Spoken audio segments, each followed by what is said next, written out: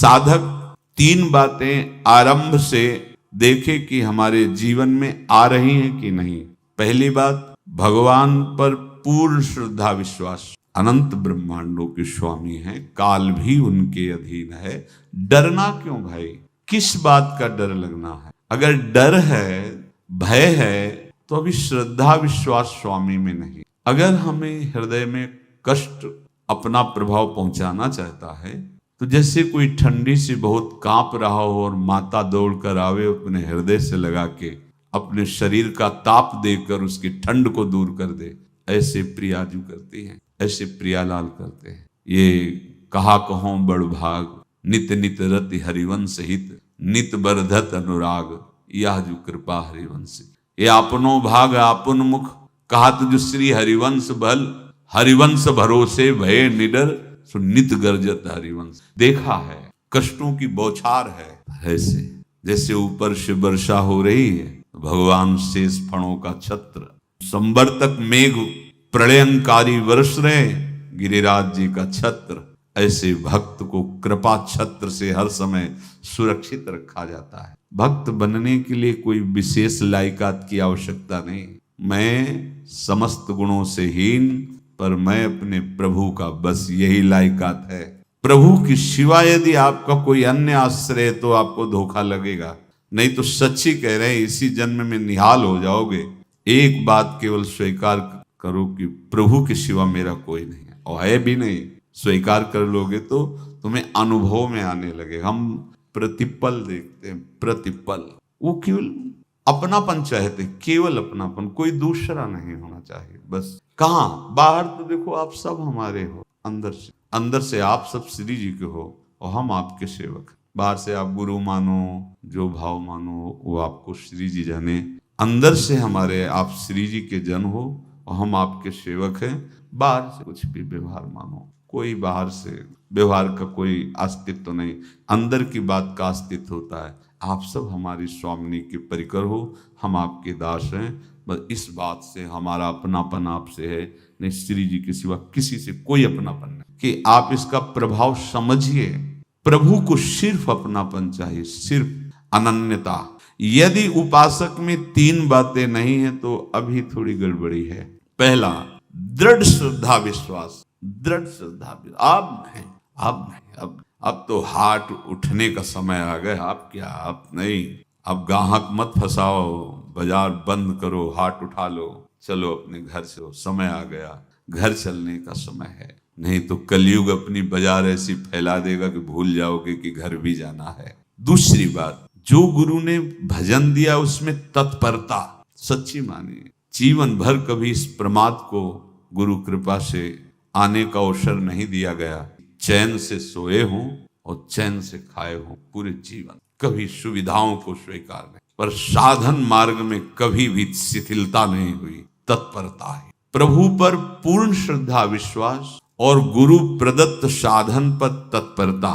और तीसरा खास विषय, इंद्रियों से भोगों को न भोग। तब ये जो रंग है परमार्थ का, तब अब दो चार माला की मनमानी आचरण की कहते हैं हमें भगवदानंद की स्फूर्ति नहीं होती। आपने रास्ता रखा है भगवदानंद का, बाजार लगाए बैठे हो अंदर हृदय में, अन्य आसों की, अन्य भोगों की, अन्य चाहों की, अन्य मान्यताओं की। अरे खाली करो, ये सब माया का खेल है। एकमात्र प्रभु, बस जब ठन जाएगी ये बात। अच्छा गौर से देखो क्या है, जब चलोगे तो क्या होगा। चलने की तो सोचो, उस दिन की सोचो जिस दिन चलना है, और किस दिन चलना है पता ही नहीं है। तब तो और होश में हो जाओ। आपको कोई भी यहाँ सहयोग देने वाला नहीं, कोई भी वस्तु आपकी नहीं, कुछ भी आपके साथ नहीं जाएगा। तो होश में हो जाओ, संभाल लो, आगे की गति मत बिगाड़ो। तीन बातों पर ध्यान दीजिए, श्रद्धा और विश्वास अटूट अपने इष्ट पर। दूसरी बात, हमारे हृदय में जो गुरुदेव ने उपासना का बीज रोपण किया, तत्परता। देखो आपको हृदय की बात कहता हूं, माया के पास केवल प्रलोभन है, ये सुख में बांधती है। सुख का प्रलोभन अच्छे से सजा के पेश करके देना, साधक को भ्रष्ट करना, ये इसका स्वभाव है माया का। माया किसी व्यक्ति का नाम नहीं, किसी शरीर का नाम नहीं, भगवद विमुखता जिस वस्तु व्यक्ति स्थान से हो वही माया है।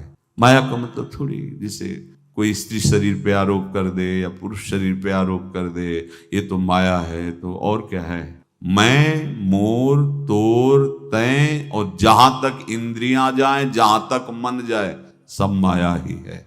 इसको देखा है भगवान के पार्षदों ने। ये क्या करती है? चमकीली लेबिल लगाकर, सुख का चारा डाल करके जीव को बांधती है। इससे सुख मिलेगा, बहुत सुंदर है ये वस्तु, ये शरीर, ये व्यक्ति, ये स्थान, ये पद, इससे वो बांधती है। विवेक ऊपर की लेवल का तत्काल ऑपरेशन करता है, वो आंतरिक विषय पर दृष्टि डालता है तो सब खोखला निकलता है, बाहर निकल क्रॉस कर जाता है। होए विवेक मोह भ्रम भागा, तब सब विषय विलास विरागा। अज्ञानी उसी आकर्षण सुख में बंध जाता है, और सुख तो था नहीं, बंधन इतनी जोर का हो गया, अब मुक्त हो सकता नहीं, तो उसके हृदय में लगता है इसके बिना जी नहीं सकते, इस नशा के बिना, वस्तु के बिना, व्यक्ति के बिना। और एक सूक्ष्म बात, वो जब आपको सुख देगी तो आपको स्वतंत्रता का आभास कराएगी, और जब आप उसको छू लेंगे तो आपको परतंत्र बना देगी, भयभीत कर देगी। तो आप डाउन होकर के अपने अस्तित्व को मिटाकर पूरा जीवन बर्बाद कर देंगे। इन शब्दों को लिख लो, अपने हृदय में लिख लो। माया सुख में बांधती है नहीं उसके पास सुख। जिसे तुम सुख समझते हो वो सुख नहीं, बिल्कुल सुख नहीं, वो सुख की छाया है, तुम्हें समझ पड़ती नहीं, ये गिरधर की माया है।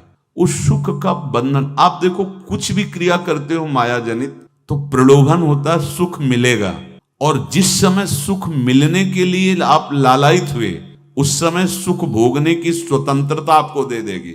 लो, आप समझ रहे हैं हम स्वतंत्र स्वामी होकर सुख भोग रहे हैं? नहीं, अब भोग लिए ना, अब गुलामी उसकी सहो।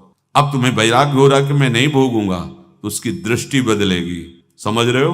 अब आप अपने आप को पूरे शरणागत कर दिए, हर तरह से तुम्हें बांध करके भगवत विमुख करके नष्ट कर देगी। ये बात अच्छे से समझ लो, अच्छे से। इस सुख का प्रलोभन देकर बांधती सुख है नहीं, क्योंकि आप उपासक हो। जब सुख में उतरोगे तो कितने दिन फिर आपको घृणा होगी कि अरे धिक्कार हमारे जीवन, फिर लौटने का चांस नहीं रहेगा। ध्यान से सुन लो, लौटने का चांस नहीं देगी माया।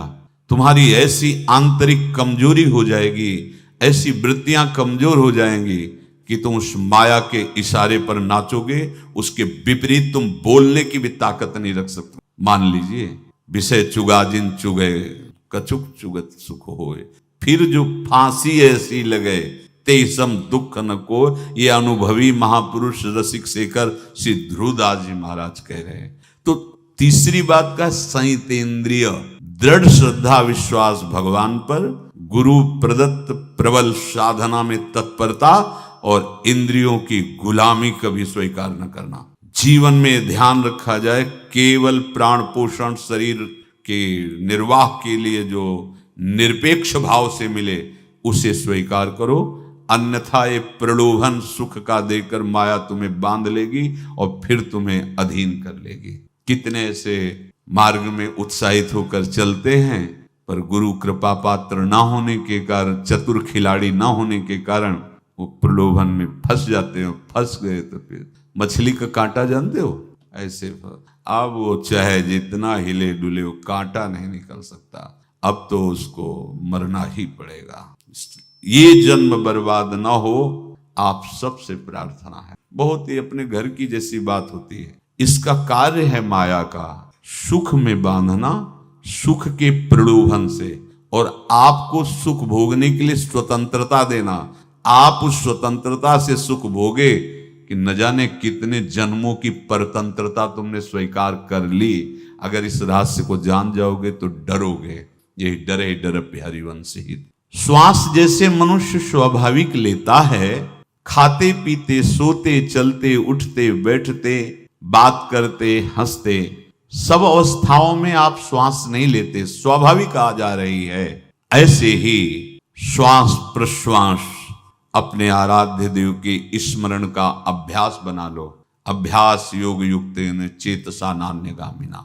और जैसे तनिक भी श्वास रुकी तो घबराहट, बेचैनी, परेशानी आ जाती है, ऐसे ही श्वास प्रश्वास यदि नाम से खाली जाने लगे तो घबराहट, परेशानी, जलन पैदा होनी चाहिए। तब आप उपासक माने जाएंगे। क्या ऐसा हो रहा है?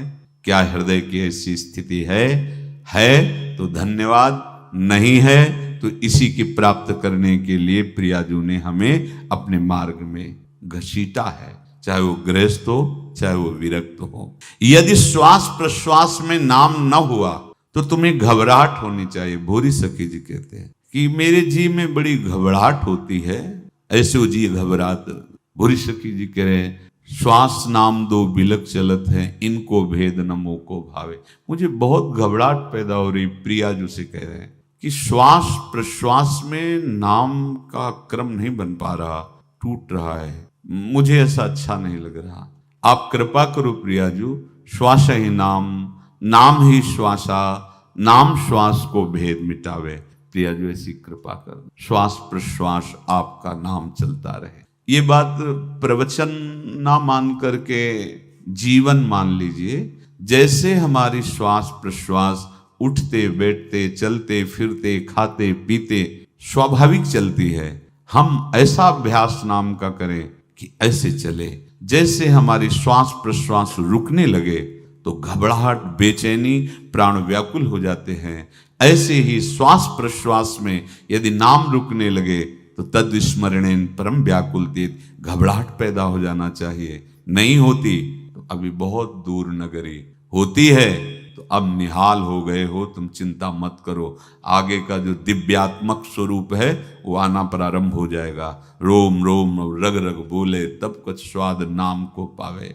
यही सारा वैभव प्रकाशित हो जाता है। जहां तक हो सके किसी भी अनर्थ के हटाने का तुम प्रयास और चिंता मत करो। बहुत अनुभव की बात है। जैसे तुम कहीं फंस गए, गलती हो गई तुमसे, माया ने फंसा लिया, अब निर्भय हो जाओ। तुम्हारा अपमान होगा, तुम्हारी निंदा होगी, कुछ नहीं बिगड़ेगा, लेकिन पूरा जीवन बर्बाद नहीं कर देना है। प्रभु के भरोसे हो जाओ कि यदि आपको अपमान और निंदा करवानी तो करवाओ, पर अब लो नसानी अब ना न सही हो। मैंने समझ गया, अब आगे बढ़ूंगा, नहीं रुकूंगा। कुछ भी हो जाए, प्राण चले जाए, सभा में अपमान हो जाए, तो भी मैं अब रुकने वाला नहीं। समझ रहे? प्राप्त अनर्थ की निवृत्ति की चिंता में नहीं रहना तुम्हें। अगर तुमसे अनर्थ हो भी गया है तो तत्काल आगे बढ़ो। तुम्हारा इष्ट वो तो जान रहा है ना, तो पकड़ो उसी को। आप जान रहे थे मैं फिसल रहा था, आपने नहीं रोका ना, चलो अब आपके ऊपर है। आप चाहे अपमान करवाओ, चाहे निंदा करवाओ, चाहे आप हमारा ये शरीर छुड़वा दो, अब मैं आपको छोड़ने वाला नहीं। बिल्कुल ये बात पकड़ लेना। ये जीवन में कई बार ऐसे अवसर आते हैं जहां हमारी भक्ति को बाधित करने के लिए माया ऐसे कांटे फैला देती है और हम असमर्थ हो जाते हैं, हम दब जाते हैं। कुछ गड़बड़ नहीं होगा, मृत्यु से ज्यादा कुछ गड़बड़ होने वाला नहीं। जो गड़बड़ हो गया अब दोबारा होगा नहीं, और उसमें हम दबेंगे नहीं, हम उसे क्रॉस करके आगे बढ़ेंगे भगवत मार्ग। कुछ नहीं होगा, विश्वास करना। वो ऐसे फूल जैसा निकाल के तुम्हें अलग कर देंगे। विश्वास रखना, विश्वास रखना। इस बात पर हम जोर दे के कह रहे हैं, नहीं फंस जाओगे, फंस जाओगे। कभी इष्ट गुरु से छुपाओ मत करना कि अगर ये जान गए तो।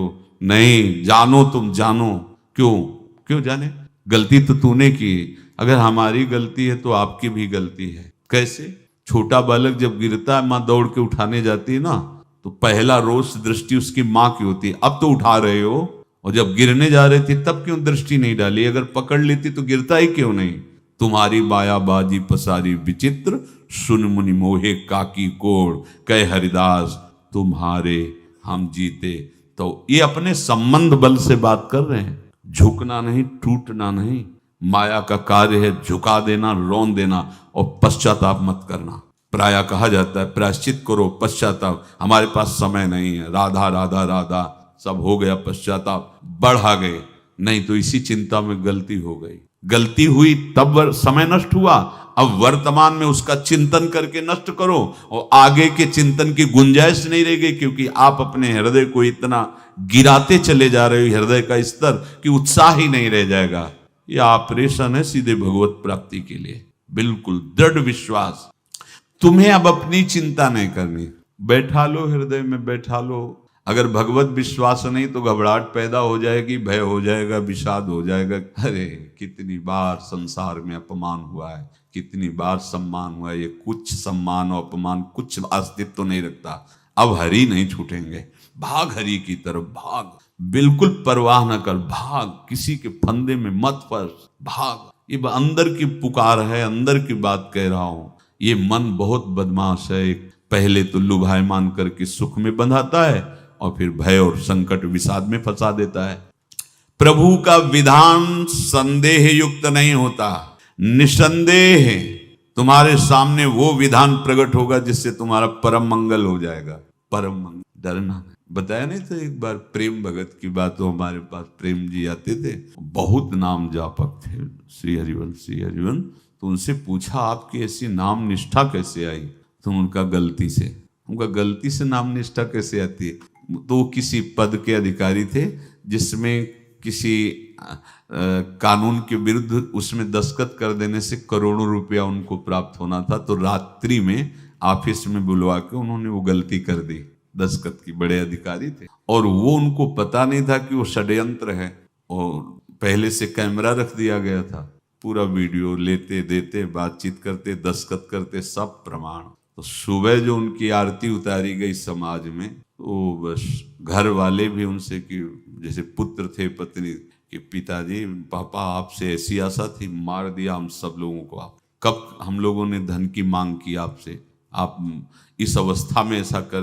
तो घर से ये वचन और बाहर तो सब उपहास उनका, और उन्होंने निश्चय किया रात्रि में आत्महत्या कर लेंगे। कर्म बड़ा विचित्र होता है। पर वो वृंदावन पहले से आते थे और हरिवंश उपासकों से मिलते रहते थे, गुरुदेव भगवान से भी उनका परिचय था। गलती किसी से भी हो सकती, चूक है, यही तो है ना। कंचन कामिनी कीर्ति, कहीं भी लुभायमान। शायद उनके मन में लगा होगा कि दस्तखत कर लेंगे और मिल जाएगा, वृंदावन वास करेंगे, झंझट छूट जाएगी।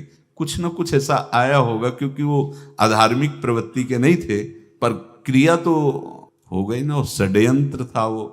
उन्होंने सोचा रात्रि में अब हम प्राण त्याग। तो धाम आना और रसिकों के संग के प्रभाव से एक दिव्यता प्रकट हुई। वो सबके सामने सोने का नाटक करके लेट गए। तो परिवार वालों, नजर तो सबकी थी कि विकसित है, परिवार वालों को लगा सो गए। तो रात्रि जब सोए थोड़ा ऐसे, तो वास्तविक नींद आ गई और स्वप्न में देखा कि कोई उनसे कह रहा, देखो तुम्हारे सिरहाने सेवक वाणी रखी है, इसको पकड़ो, मरने की जरूरत नहीं, सब ठीक। जगह तो सेवक वाणी सिरहाने रखी हुई थी, जैसे एक भक्त को तुलसी दल नामक ग्रंथ सिरहाने रखा।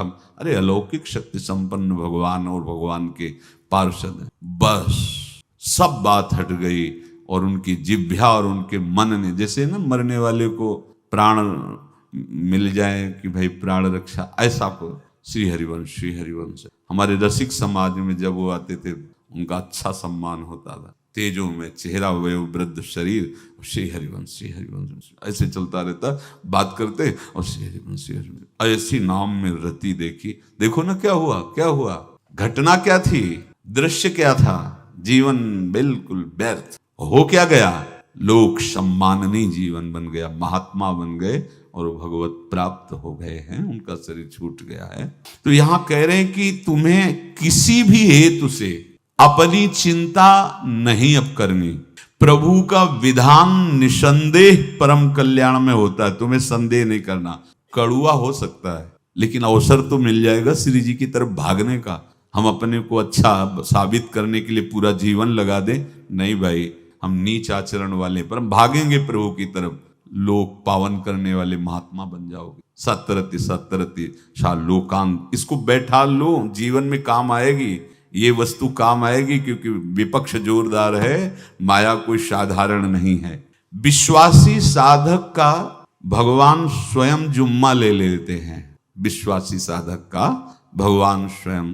देखो, अपने मन में तुम किसी प्रकार की चिंता न रख करके ये आज से विश्वास कर लो कि अब मेरे जीवन में जो होगा, मेरे प्रियाजू के द्वारा किया हुआ विधान परम सुखप्रद होगा, परम मंगलमय होगा। विश्वासी भक्त का जब ये स्वभाव निश्चय हो जाता है कि मेरे प्रभु जो करेंगे वो मंगल करेंगे, तो परिस्थिति बुरी दिखाई दे सकती है, परिस्थिति भयावह दिखाई दे सकती है कि अब तो सब गया ऐसा लगेगा, लेकिन वो बहुत बड़े के हाथ में नियंत्रित है परिस्थिति।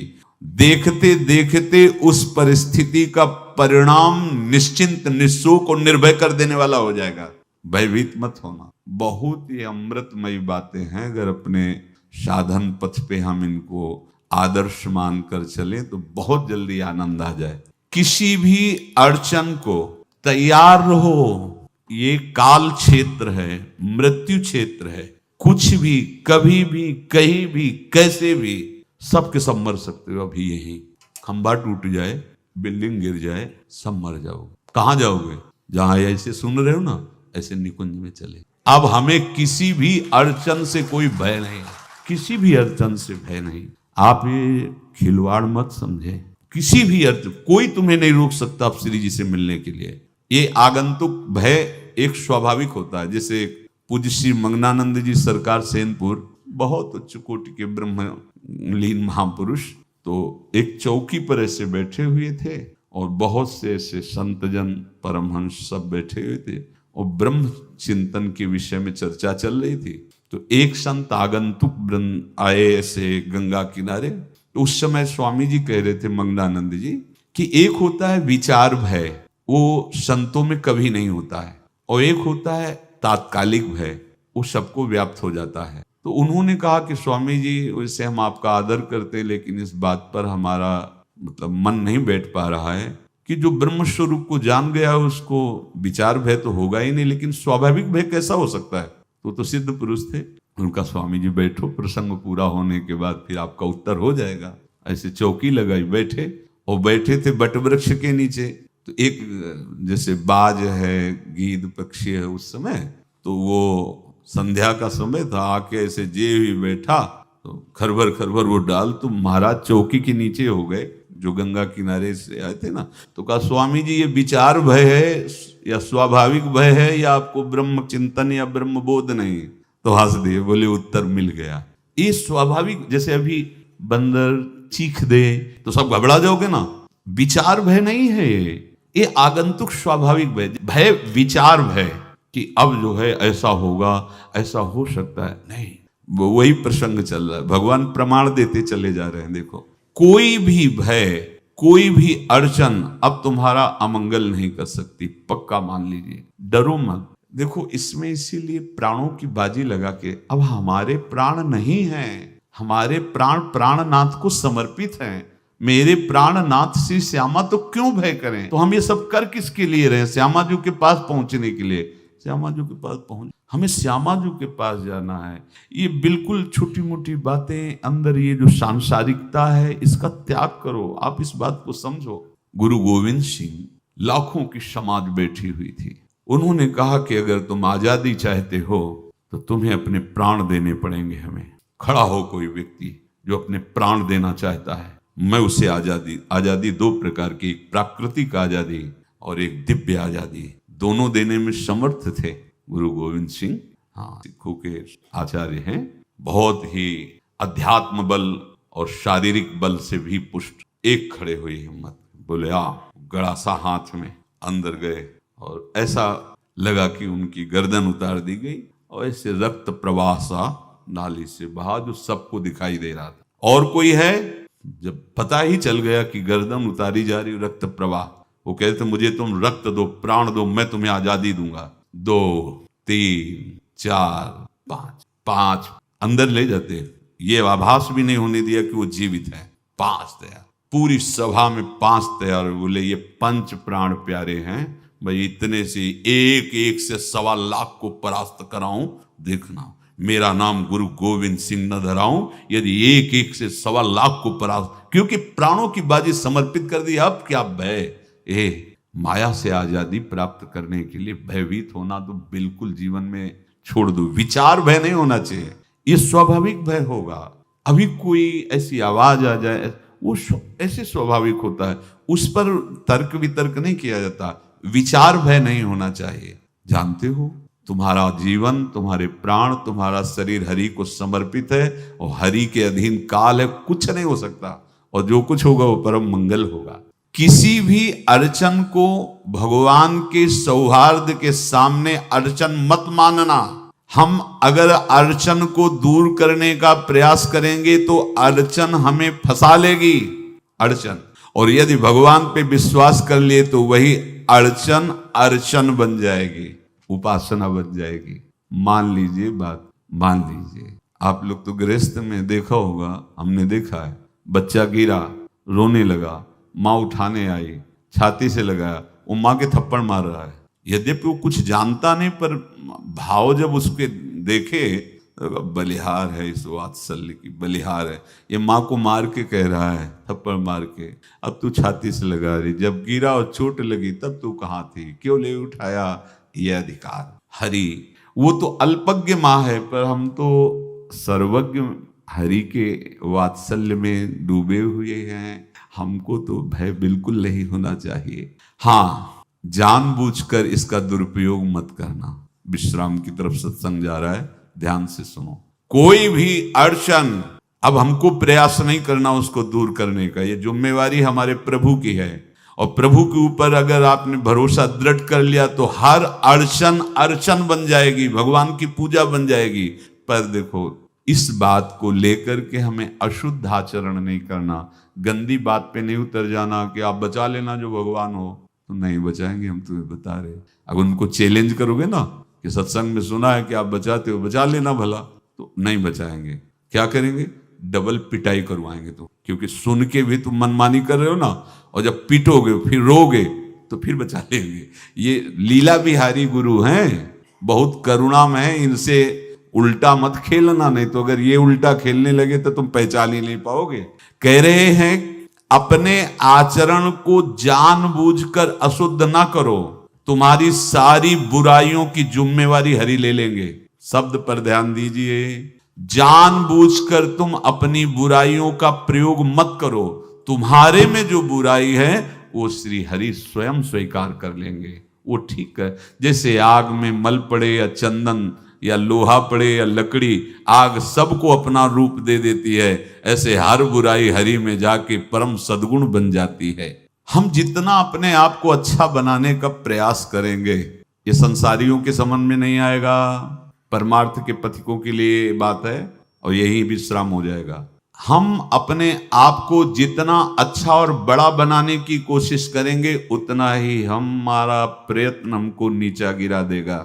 यदि हम अपने को भगवान के आश्रित कर करके उनके नाम का जप और उनकी आज्ञा पे चले तो इतने अच्छे बन जाओगे, बिस्तरे सब जग बिमल कीरति साधु संगति नाटर है। इतने महान बन जाओगे कि विश्व आत्मा भगवान जब हृदय से लगा लिए तो जा पर कृपा राम की हुई, ता पर कृपा करे सब कोई। सुर नर मुनि प्रसन्नता ऊपर, सोई विजयी विनयी गुण सागर, तास सुजस त्रैलोक उजागर। इसलिए सत्संग का मनन करो और ये जीवन व्यर्थ ना जाने पावे।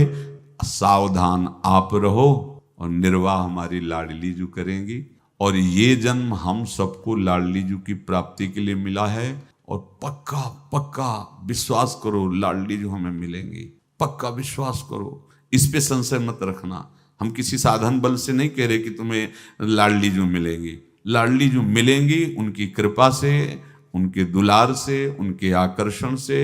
अब हमारा निश्चय हो गया है कि लाडली जो बोले आपका, हम हमारा मतलब सबका। ये जितने आप सब बैठे हो, आपको पता नहीं आपके कितने भाग्य प्रकाशित हो रहे हैं लाडली जी की कृपा से। अगर पता चल जाएगा तो अहंकार आ जाएगा। धैर्य पूर्वक सत्संग का मनन करो और उसे अपने आचरण में उतारो। शेष चर्चा आगे। श्री राधा वल्लभ।